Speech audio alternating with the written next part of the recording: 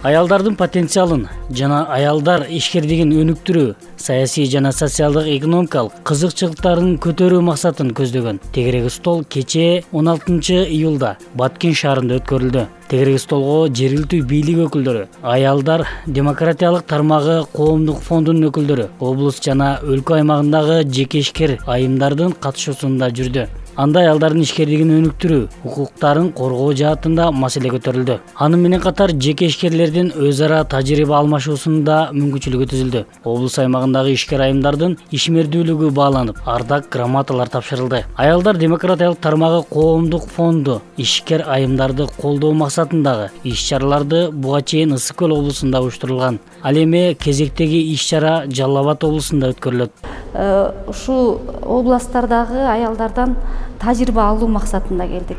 Бияктагы аялдардын жашоо шартын, эмне менен ишкердик кылып атышат, ошону билүү максатында пикир алмашуу. Бир республикасында жашасак деле бири-бирибиздин шартыбызга жараша бир тажрыйба алалы, ушактан бир опыт алалы, булардын идеясы кандай болот экен, ошону алалы деген максатта келип отурабыз.